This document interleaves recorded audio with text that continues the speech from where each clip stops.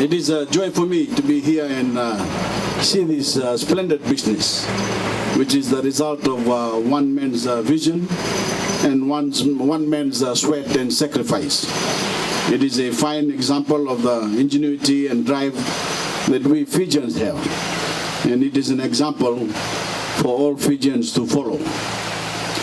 This flourishing Diversion Barrows nursery proves that there is opportunity in Fiji, and that the Fijian people know how to seize that opportunity.